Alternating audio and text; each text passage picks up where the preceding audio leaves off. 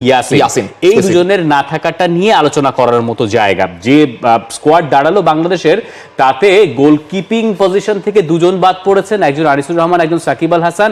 আর ডিফেন্সের যে লিস্টে আছে সেই লিস্ট থেকে যারা বাদ পড়েছেন তাদের কথাই আমরা একটু বলতে চাই, হাসান মুরাদ এবং ইয়াসিন খান। হাসান মুরাদ যেভাবে খেলছিলেন,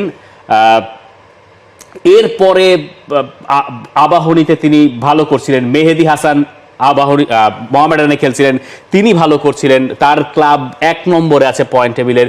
ইয়াসিন খান এবং হাসান মুরাদ এই দুজনের একটা বড় কৃতিত্ব আছে মিতুল মার্মার যতগুলো ক্লিন শিট তার পেছনে। তো সেই হিসাব থেকে ইয়াসিন খানের আবার ইন্ডিয়ার এগেইনস্টে একটা ভালো পারফরমেন্সও আছে 19-এ, যদিও অতীত রেকর্ড এসব খুব একটা কাজে দেয় না, কিন্তু ডিফেন্সে বোধহয় এই দু একটা জায়গায় একটু কারো কারো খটকা থেকে যাওয়ার সুযোগ আছে।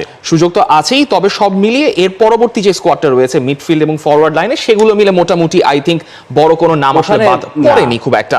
যা মোটামুটি নির্ধারিত ছিল, মনে হচ্ছিল যে তারাই থাকবেন, তারাই জায়গা পেয়েছেন। কাজেম শাহ, পাপন সিং, কাজেম শাহ কথা আলাদা করে বলতেই হয়, পুলিশ এফসির হয়ে এই মৌসুমে লোকাল ঘরোয়া লিগে ভালো পারফর্ম করে যাচ্ছেন। সোহেল রানা দুজনই ডাক পেয়েছেন, চন্দন রায়ও আছেন, মুজিবুর রহমান জনিও আছেন, খুব একটা পার্থক্য নেই আসলে। তবে যারা বাদ পড়ছেন এদের ভেতরে, সেখানে আপনি রাব্বি রাহুলের নামটা নেবেন আলাদা করে। রাব্বি রাহুল এইবার লিগে খুব একটা খেলার সুযোগ পান নাই, এটা তার ইনজুরি একটা অন্যতম কারণ। তাকে ধরা হচ্ছিল যে তিনি বেশ ভালো করবেন, কিন্তু এই সিজনটা একদমই ইনজুরি তার পিছু ছাড়ছে না, বেশ কবারই তাকে ধাক্কা খেতে হয়েছে। এরপরে যদি আপনি আসেন, রফিকুল ইসলামকে নিয়ে বোধহয় গেম টাইম খুব একটা পান নাই, খুব একটা অবাক কেউ হবেন না। দল যখন ছাড়তে হতো তখন এই নামগুলো আসলে ছেটে ফেলা হবে, এইটা মোটামুটি অনুমিত ছিল। কিন্তু ইয়াসিন, মেহেদী, স্পেশালি মেহেদীর ব্যাপারটা, মেহেদী বেশ কবছর ধরে আমার মনে হয় বাংলাদেশ প্রিমিয়ার লিগের ওয়ান অফ দ্য সবচেয়ে কনসিস্টেন্ট পারফরমেন্সদের ভেতরে একজন।